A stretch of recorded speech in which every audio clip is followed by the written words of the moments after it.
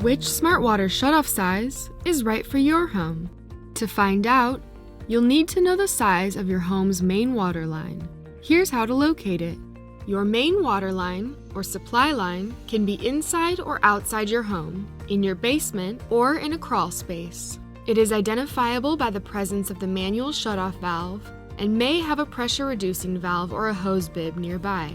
Once you've located the supply line, look for a size inscription stamped on the side of either the manual shutoff valve or the pressure-reducing valve.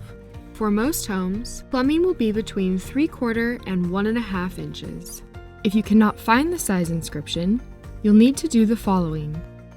Make sure you have tailor tape on hand, or a piece of string, a pen, and a ruler. Measure around the pipe.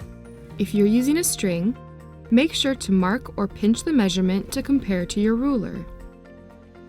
Estimate to the nearest 1/8 of an inch, then reference the supply line size guide at meetflow.com or on your insurance carrier's landing page in partnership with Flow by Moen.